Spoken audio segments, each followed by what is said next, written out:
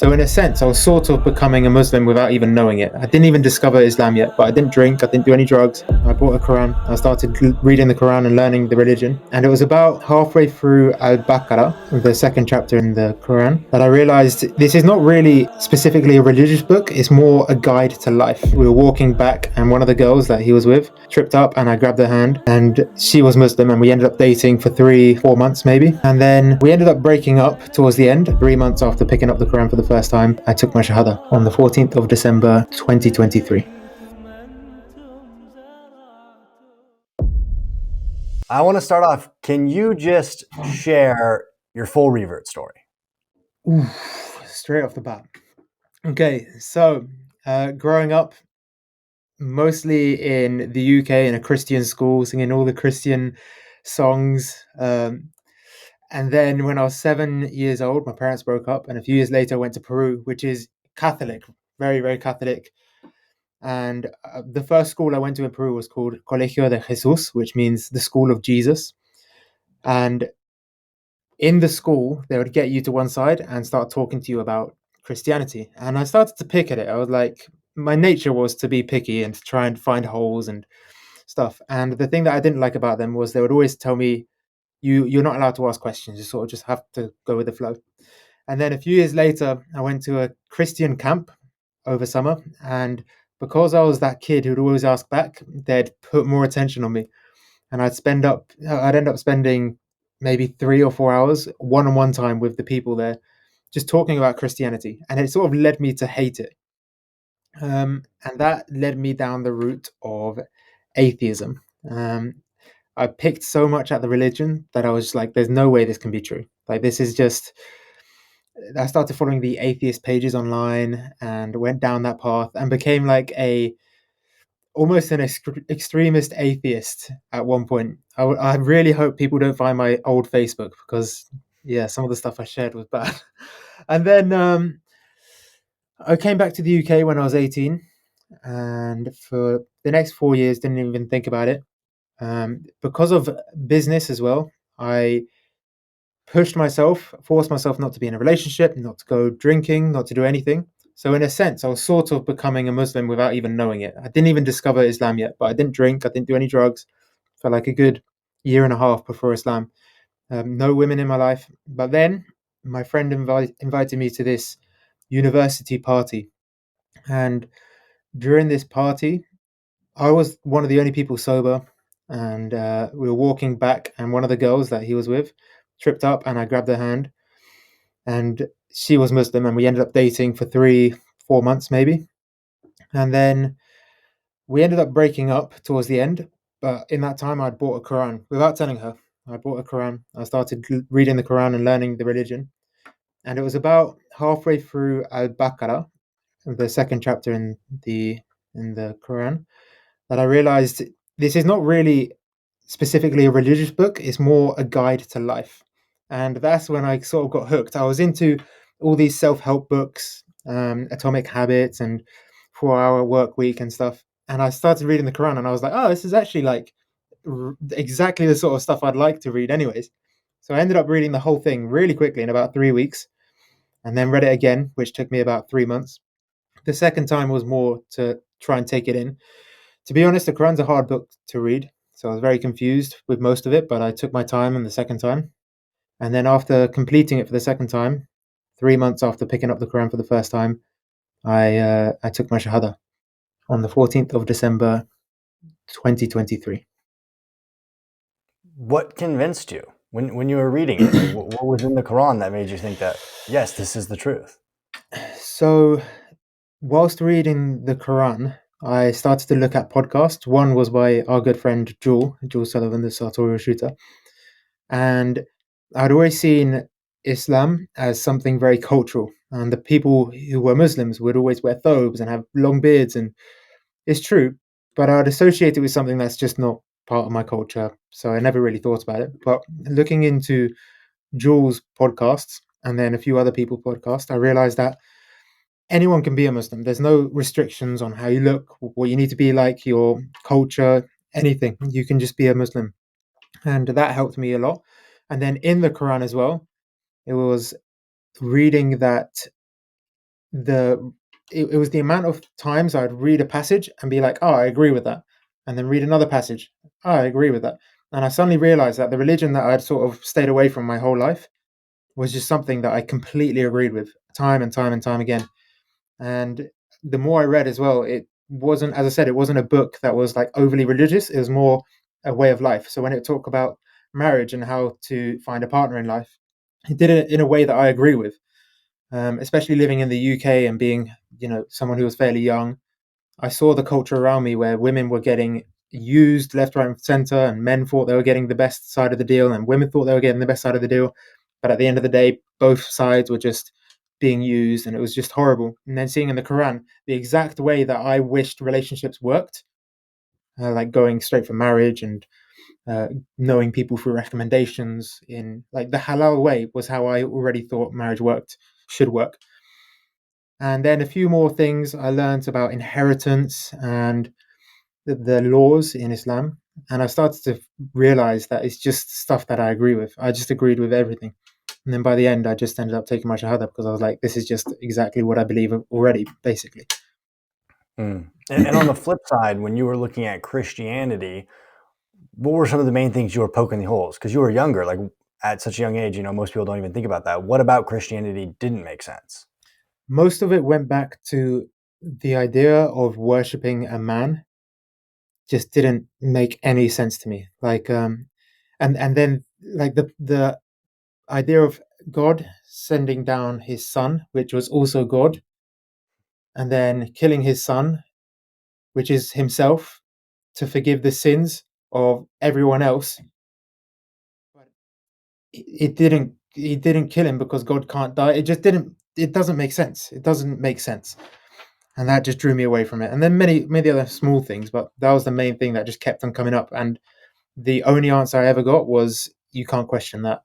Um, like it's outside of our understanding." Yeah, Yeah, that always blows my mind. God sent himself to save us from himself by sacrificing himself to himself. Doesn't add yeah, up. So, yeah. the following weeks after you took your Shahada, what was it like? Mm. Mm. So I didn't know any Muslims. The only Muslim I knew was my ex, and out of morals, out of my own morals, I don't think it's correct to keep that relationship going unless there's a proper reason to. So I didn't have a single Muslim in my life. I started scrolling on Instagram and I found a few videos and I found a comment and I commented on one or two. And the only person I knew was someone who had also replied to my comment. And she messaged me saying, "If you ever need any help, send me a message." And she was the one I messaged the night I took my Shahada saying, "I don't actually know what to do. Can you help me?" But after that, I didn't really have anyone. So I just look on YouTube, look at talks, look at podcasts, and learn as much as I could from that. The Quran was really difficult to understand at points. Like there'll be verses that just don't make sense. Even if you know Arabic fluently, they also won't make sense until you understand the meaning behind it and the context in which the verse was revealed. So I started looking into that as well, the tafsir of the Quran. Um, so the first 4 weeks were just me not knowing what to do. For example, the first time I prayed, which was actually before Islam, before taking my Shahada, I was I started Googling how to pray, and I didn't know whether I could be on another floor or the ground floor. I thought, do I need to be on the ground floor, like on Earth, or can I be higher up in a building? I just didn't know anything. So it was just this new thing, trying to learn as much as I could. Obviously, I think everyone gets overwhelmed at the beginning because you start to realize how much there is. Trying to keep up the prayers is so funny as well, especially in the UK, because the times in the UK, for anyone that doesn't know, is vastly different throughout the year. And then also at that time, it was winter, which meant all of the prayers were in a tiny sliver of time. So I try and keep up with the prayers, do one prayer, and then 30 minutes later, the Adhan on my phone would go off again. And I'd be like, oh my God, you have to go again and again and again. So it was a lot right after taking the Shahada, especially because I was learning by myself. Um, I felt like there was no one to actually go to for help. And then about maybe 3 weeks or 4 weeks after taking my Shahada was the first time going into a mosque. And I remember stepping into the mosque feeling so nervous, thinking, like, these are people who have seen the craziest stories on news articles. And somehow I've joined this group of people without ever actually talking to them. I stepped into the mosque, and the first person I spoke to was like, "Ah, welcome to the Cambridge Central Mosque. Have you ever been in a mosque before?" And I was like, "No." And they're like, "Ah, well, join us, join us." And then soon after, no, actually, the first person I met was the security guard, who the first thing he said was, I said hello, and he just went, "Go pray." And I was like, "What? I don't know how to pray. I've never been in a mosque before." And he said, "Oh, go to talk to that man." And then the other man started saying, "Oh, welcome to the Cambridge Central Mosque." And then I went to pray with them, which was my first well done prayer, which was funny because there were so many moments during the prayer that the guy next to me would nudge me to try and correct me because I was doing the completely wrong thing. Like my hands were on the floor, and then I was just like completely, I messed it up completely. And it was so funny. But afterwards, they said it was fine. And in that one visit to the mosque, my first time, I was there for an hour and I must have met 11 or 12 people. All of them were so nice. They invited me for coffee. They all invited me to their houses, and I was in a rush, so I couldn't go. But it blew my mind, the first mosque visit. It was just like the difference between the fear I had and the expectation of like the anxiety, which makes you think of the worst possible situation, and then what actually happened was completely different. It was one of the best experiences of my life. Reminds me So of yeah. why one of the most important things we need to do as a community is be really open and welcoming to reverts. Because I think every revert Mm, does have that, oh, what's going to happen when I go to the mosque? Like, I'm going to stand out. I'm going to be different. yeah, But then a lot of and also people say, but then they're taken in, right? And everyone's like, it was so kind. They were so nice to me because I had the same experience. yeah, exactly. And I mean, to be honest, you hear horror stories, but they're so rare. There's only one person I've known who wasn't allowed into a mosque, and it's because he had a ton of tattoos on and he was in a different country. But most Mm. mosques will comfortably welcome you in. Mm. What do you think the hardest thing was for you? Mm, I think there's a lot of like just information chucked at you online, and it's hard to distinguish what to focus on because there's so much, and there's no you physically cannot focus on everything. It's impossible for a human to convert today and then be perfect tomorrow. In fact, even if your whole life you won't be able to be perfect. And I think when you eventually understand that, it becomes much easier. But until that point, it's just overwhelming amounts of information. Praying was very difficult as well because this is a revert problem. You have to pray in Arabic, but you also want to understand what you're saying, so you have it in English. But then it's your first time ever saying it, so you have to read the Arabic slowly so that you actually, because it's not actually words, you can't read it fast. It's just something that you don't understand because it's in Arabic. And then you go after and read the English version, and every single prayer would take me half an hour, maybe even up to an hour sometimes, purely because I read every single word clearly in Arabic. So there were times where I was praying for 2.5, 3 hours a day when I first converted, and it took me a week before I was like, I can't do this anymore. And that's where I took a step back and thought, okay, one prayer. I'm going to start with one, and then I'll add to it. And I started with Fajr, which was the easiest 2 rakat, and that's as well like understanding the rakats of a prayer. There's two for one of the prayers. There's three, and then there's four, and then there's a optional prayers you can do after or before. It's just an overwhelming amount of information that you have to take in, and then filtering out what's actually important for you to focus on, and then Mhm. something that you can maybe focus on afterwards.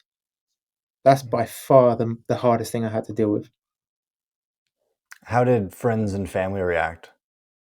Mm. So I, the first person I told about me converting to Islam was my best friend at the time, who I knew since I was born, since he was born. He was my parents' good friend's son. We were really good friends at the time. And his first reaction was, "What are you doing? Why are you doing this? Like, this isn't you, Alistair. I know something's up. I know something's wrong." And he panicked. And then he hung up the phone and disappeared. And then I took my Shahada 2 days later because I told him I'm thinking about taking my Shahada. Took my Shahada 2 days later and then told him. And once again, there was that panic. And there are a few other things happening with him. He was good friends with my ex from before, and he crossed the lines a few times. But the reaction to Islam was what really made me think: do I need this person in my life? Like, how much value does this person actually add? And from that point, I started to distance myself from him. And that gave me like this fear of telling anyone else. I was terrified that the next person I'd tell would have the same reaction and be like, "Oh my God, what have you done? You've made a mistake. This isn't you." So I didn't tell anyone for like a few weeks until I told my housemate, believe it or not, who I lived with at the time, about 2 weeks after taking my Shahada. And it was the complete opposite. It was like, congratulations, well done. He's a Christian. And he was like, I'm so happy for you.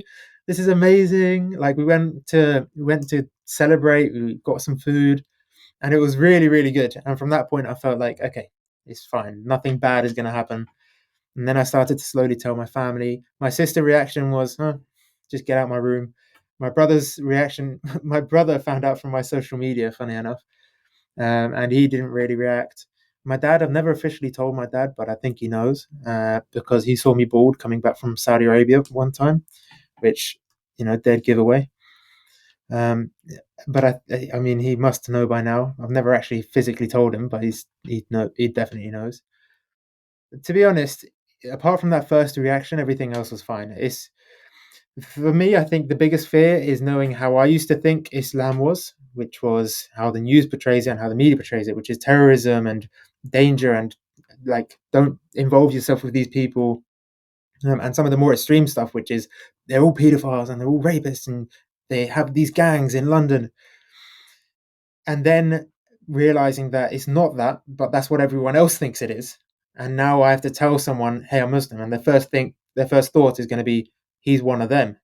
That was my fear, knowing how I used to think Islam was. I Yeah. was having a conversation with the sheikh the other day, and he gave me a piece of advice.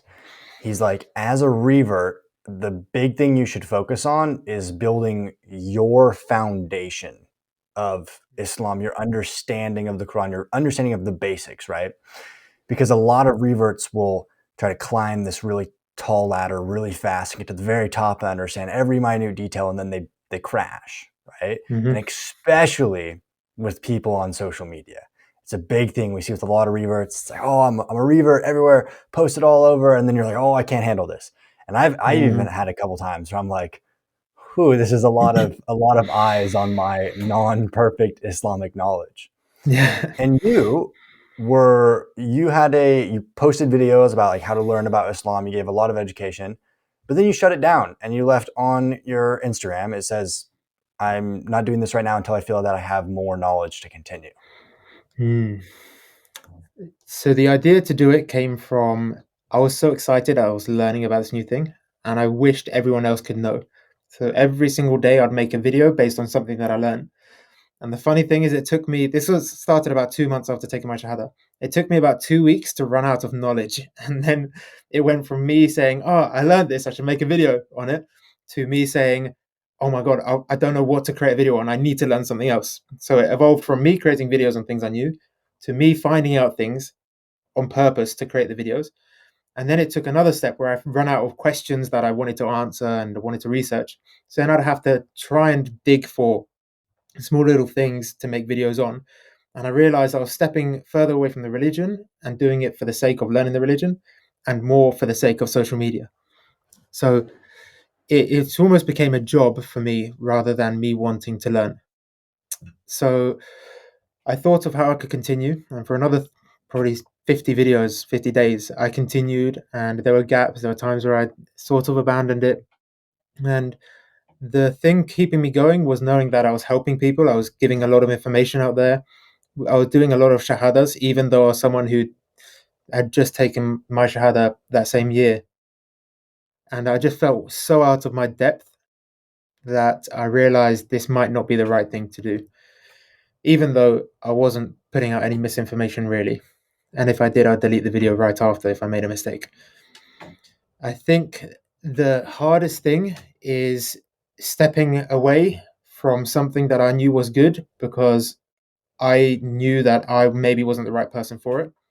But now looking back, I feel like I am more than the right person for it because it's so relatable for people in similar positions who are new to Islam or looking into Islam to look at someone who's just converted to Islam and be able to sympathize and understand it from their point of view.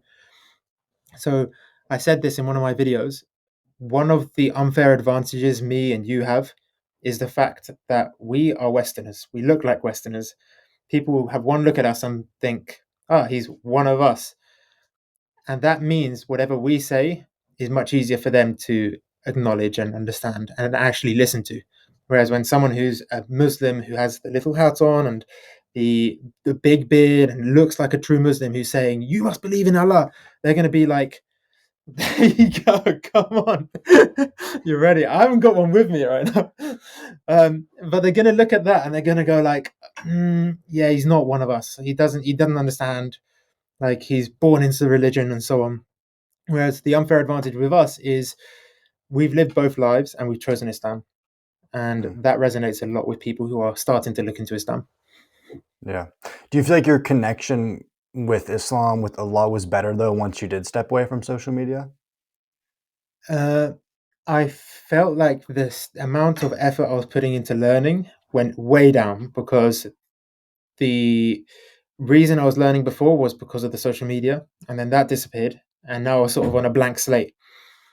So I started learning for myself. I started reading the Quran again, and it slowly picked up. I think that, as you said, the issue with being a public figure on social media is you have such big pressure. You make one mistake, you share one song or one bit of music, you show someone's knees in the background or something, you're immediately going to get hate for it. And the problem was, I wasn't a perfect Muslim. I never have been, I never will be. I'm going to be as good as I can, but I wasn't. And my fear was people meeting me in person, seeing me play sports in shorts or doing something that wasn't perfect. And they'd be like, hang on a second, why are we listening to this guy who's not perfect? And that fear was constantly there. And then I think on my personal Instagram, when I'd share a friend's story and there would be music, I'd get like 3 or 4 comments straight away or replies saying, oh my God, you shouldn't be listening to music. Like, this is not correct. And I was like, I can't, like, this is, I'm so out there that any small mistake I make is going to be times by 10. And it just got like all of those things put together just got a bit too much, and I think that made me step away. But I am considering now coming back with more of an emphasis on giving genuine knowledge based on more of an experienced uh, point of view rather than me just giving knowledge about Islam, because I think that way I can't make a mistake if it's based on my experience. Yeah. I think it's really important for, as an ummah, to be aware that people aren't perfect. Because right now we have such a weird thing where we will tear someone down for the most lame reasons possibly. I just saw a video about 2 days ago of this guy, Iron Fit. People might know him. He's got like 700,000 on Instagram, and he was like sitting on his bed, just kind of breathing, like in a meditation pose, or whatever. And the caption said, "I now raw dog for 1 hour every single day with no phone, no nothing to fix my dopamine." Just sits there in silence. Yeah, I And saw all of that. the comments are like, "Bida, shirk, shirk." Like, you're doing yoga, Hindu, pagan ritual practices. And it's Yeah. like, what benefit does that do to anybody? It doesn't do anything. So to your point where you were scared of the pressure, or you didn't want to be corrected a bunch, or everyone going, "Oh, you're so wrong," or misrepresentation, I understand where you're coming from, and I battled that as well. But I also think it's really important for people to see we're humans. And if I'm going to Yeah. be a public figure, I have to be able to make mistakes and not have people tear me down for it, because otherwise I'm being fake. How can you Yeah. follow me and want to learn from me if the person I'm representing isn't even who I am? And then you also look at the other side. How many people have reverted because they've seen, or converted to Islam because they've seen a video of you, or a video of me, or a video of someone else talking about Islam? That person makes mistakes. He probably made mistakes. He probably posted it somewhere online. If he stopped the second he got one piece of hate, there would be a significant number less of people converting to Islam. Whereas I think the ability to go, yep, I made a mistake. That's just human. I'm going to continue, has allowed you, for example, to make so much more content, get so much more views, and bring so many more people to Islam, regardless of whether you're the perfect person or not. And I think that's something important for anyone creating social media videos. for the good of it to focus on. Yeah, you'll make mistakes. It's inevitable. Just focus on the reason behind why you're creating the content. Because Mm. that's another thing. A good friend, Lorenzo Hamza, who's an Italian Revert convert, I just said just to did me, a just did a podcast with him. We were actually talking "No about you. way, he's an awesome guy, awesome guy." Yeah, with him, for example, there was what was it?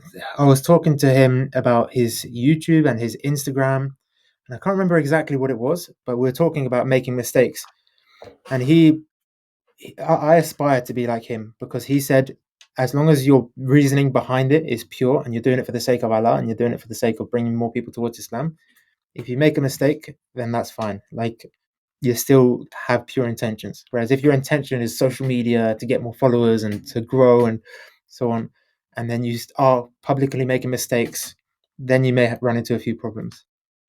So I think That's that's very important, the purity of your intention. That's crucial because it's such a fine line, right? Because you can say, oh, we can't tear each other down, but then all of a sudden we get to where it's like totally normalized to post things you shouldn't. Because there's a big difference Mm, from being fake on camera and acting like you're more righteous than you are versus just objectively doing things you shouldn't do, right? yeah. Like posting things you shouldn't do. That isn't being authentic, right? If you're a Mm, Muslim who goes clubbing, you're sinning, yes. But just because that's authentic you doesn't mean, oh, well, I'll post me at the club because otherwise I'm not being authentic. So it is a very fine yeah. line. Yeah. And I think, like, to be honest, after living almost coming up to 2 years now as a Muslim, I think I'm doing a good job. But the issue was because of so much pressure, the smallest mistake I'd make, like I'd be listening to music once, or to the point where I'd even be wearing shorts around the house and my window would be open and I'd be like, oh my God, maybe a woman's seen my lower legs. I'd be like, what have I done? What have I done? I've committed sin. And I think it's that idea that you have to be perfect ends up ruining a new revert because it's so much pressure. And I Mm. remember the first time I arrived in Saudi Arabia, the second time after doing Umrah for the first time. I remember going to play sports, and there were 3 or 4 men in shorts, and I couldn't believe that other Muslims were wearing shorts. And afterwards, they explained to me that, look, it's our choice. We still pray as much as we can. We still do the best we can. If you feel like something isn't perfect, you know it's not perfect, but it doesn't mean like the pressure of constantly having to be perfect is going to be worse than just being okay with some sins and not being perfect, but still having the intention of eventually becoming perfect. And I think the perfect example of this is hijab. Like, let's be honest, as men, we have it so easy, so easy. No one knew I had converted. I could have not told someone for 2 years and they'd have no idea because I'm a guy. Whereas if I was a woman, if you want to be perfect and wear the hijab, people would know from the second you leave your door or even in your own house. It's borderline impossible. So I think that's the perfect example of you need to take time. You need to know that you're not perfect, but you need to aspire to be as great, as best, as good as you can. Mm. Is there any other main pieces of advice you'd give a new Muslim? I think the biggest thing that I faced, and this was from my DMs, and I eventually reached it, was identity crisis. When I first started posting videos, I got a lot of DMs saying, "Oh, I'm having a bit of an identity crisis," and I didn't understand it because I was so fresh, I was so amped up and on such a high from converting to Islam that I didn't understand people saying, "Oh, I don't know, I've lost myself. I don't know who I am anymore." And then eventually it hit me, and I realized, hang on a second, I'm wearing a thobe every day. I am surrounded by people who aren't from a similar culture to me. I'd just started losing who I actually was. I'd started not joking as much as I used to joke, and I became very dry. And I was in that pursuit of being a perfect Muslim without the idea of what a perfect Muslim actually was. And I think I lost myself. And that's something I'd say to a lot of reverts now that I understand it.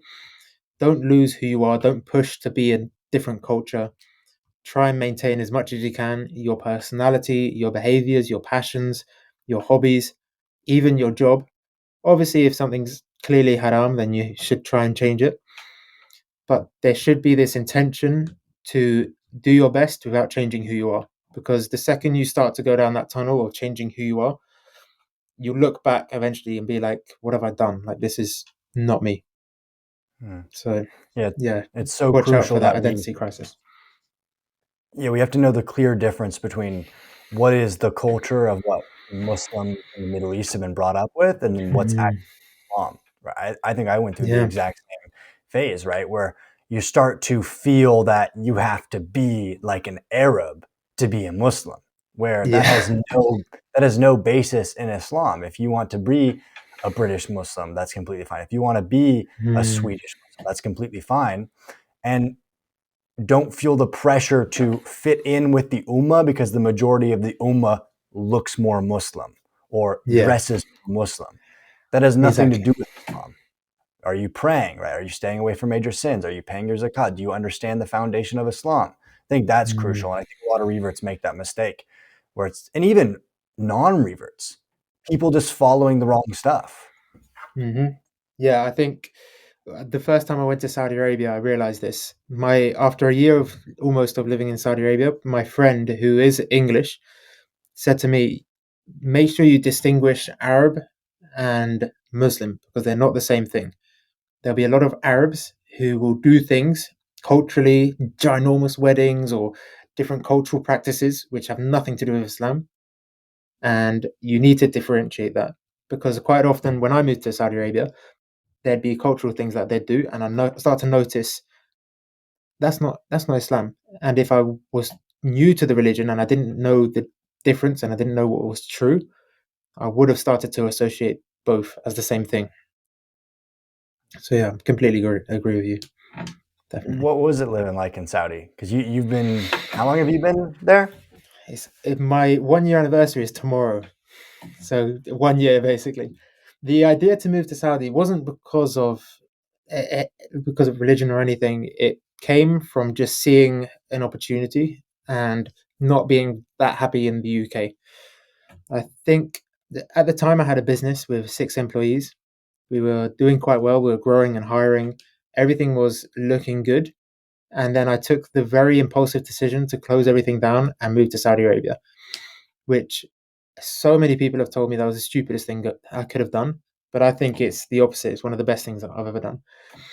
I think I say this to a lot of people, and you hear it out there. One of the best things a person can do is move away from their hometown because you learn to make friends, you learn to be comfortable in an uncomfortable situation or make an uncomfortable situation comfortable. And you learn so many skills from just moving away from your hometown and your zone of comfort. And that was a bit like that for me. Obviously, I lived in Peru in my past, but that was my experience. I thought I'd been in this company for 3 years. Every day felt the same. I had to go to London once a week. I couldn't travel because I was stuck to London. And I just wanted something adventurous and something a bit extreme. So I chose the Middle East. I had two choices, Dubai or Saudi Arabia. And I went to Saudi Arabia for 3 weeks and I went to Dubai for 1 month. And to be honest, I like Dubai more, but I saw more opportunity in Saudi Arabia. So I went back after staying in Dubai for a month. And honestly, it's a really interesting experience because when I first went, same with Islam, I put everything on a pedestal. And I'd be like, "Oh my god, they greet you in this way. This is amazing. Wow, look at the everything they do." I was just obsessed with it. And then I realized actually that's not me. That's not I don't like I respect their culture and everything, but I don't like having an entire goat with its eyes in front of me as a meal. It's just not my thing. And I'm not comfortable with this. So I took a step back whilst being in the country. Um, and I still appreciate the culture, but I think I've learned to merge what I'm comfortable with the culture, whilst respecting it, and it's worked out really well now. My friends who are all Saudi, I found my bubble of people who are very into sports and triathlons and gyms and entrepreneurship, and I think that goes for anyone who's moving country or making hijrah is finding your group of people. For example, if you went to Dubai and you got the average group, chances are you won't find the best people off the bat. You definitely need to do some filtration and you need to find your group of people. And I think that was my issue when I first went to Saudi Arabia. I just wanted to be friends with everyone, even though most of the people didn't live a similar lifestyle to me. So I eventually started joining morning run clubs and going to the things that I would enjoy anyways. And I found my people. And that helps a lot, I think, big time. I feel like people struggle a lot to find their people. I feel like people don't even know what they like themselves, and I think that's why they struggle so much to find their people. Because you hear it a lot. People who are in their 20s, early 20s, they're just lost. They don't know what to do with life. They don't know what they enjoy. And now, like, run clubs has become a huge thing, and people go to run clubs and they meet people in a similar space who enjoy doing the similar thing. And I think I always advise, especially to my friends. A lot of my friends are like, "Oh, well, we got to find wives. Like, we have to get married. But how are we going to do it?" And my first response is, do things that you love, and naturally, the people who go to that as well will probably be a fairly well-suited wife. And I think that goes for friends as well. If you like entrepreneurship, start going to entrepreneurial areas. If you like waking up for the sunrise and going on runs, join a run club that does sunrise runs, and you'll eventually find your people. What you don't want to do is go to nightclubs and bars and try and find friends there, because chances are they're That's not going to a be people. that's a solid piece of advice. Yeah. The thing is, so you're in your 20s though, and you're right. Most people in their 20s have no clue what they want to do, and we're told by our parents, especially in Western cultures, your 20s are for figuring it out. Like, don't put any pressure on yourself. You'll find it later. How did you find what you want to do? For example, the run clubs, because most people just don't do anything. How did you find, okay, those people aren't my people, and these people are? I think me and you are quite different to most 20-year-olds, because you've owned a business from when you were young, and I've been quite entrepreneurial and owned a business from when I was young, and that naturally puts you, the people you're around when you own a business puts you in this mindset of trying things out. You sort of trial and fail and trial and fail and trial and fail, and that extends outside of business as well. So running, it's funny. I saw a David Goggins clip and was like, I got to do that now. Who's going to carry the boat? And I just started going running at 4 a.m. And I came back and my energy was so high, and I was like, this is amazing. I'm going to do it again. And I just ended up liking it. And same with pretty much everything I do now. It's usually just that impulse of, screw it. What's the worst that can happen? And I just end up trying many things, obviously, as long as it's halal and stuff. And eventually you just discover some things, and you need to be honest with yourself, I think, as well. A lot of people do something that they don't like, and then just think, oh, I'm just going to do it again and again and again because it's just what everyone else is doing. When in reality, everyone else who does those things will continue doing those things, even if you don't like it. And that's the goal of trying out things and being honest with yourself. Do you actually enjoy it, or are you just going to try another thing? But I think being comfortable with failure, knowing that it's just not for you, is important as well. Yeah.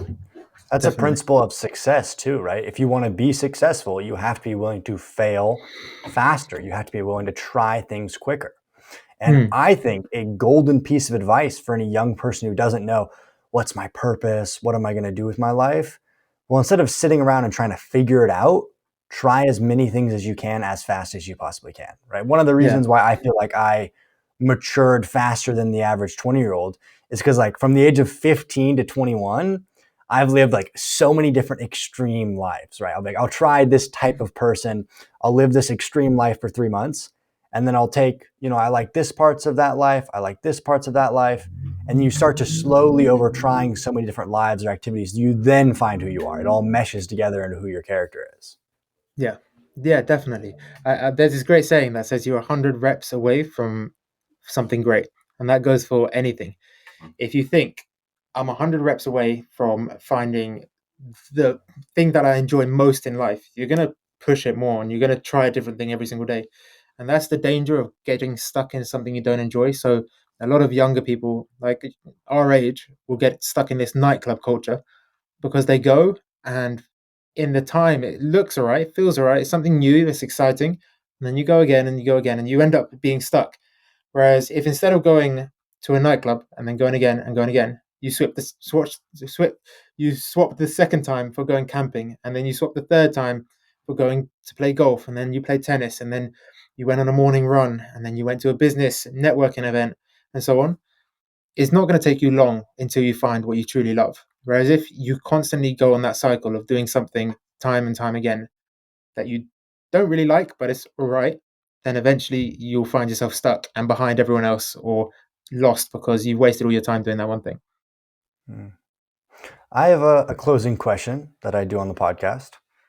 I'm ready. So, if you were given a microphone and say you could speak into the microphone every single person in the world would hear what you say, what would you say? There's a few things. Free Palestine, because Palestine is still not free. Help the Sudanese people and speak out about it. I would say to everyone else, read the Quran with an open mind, because you'll be amazed at what you find. My British brother, thank you for the conversation. Thank you, Canyon. It's been amazing. It's good to catch up with you again.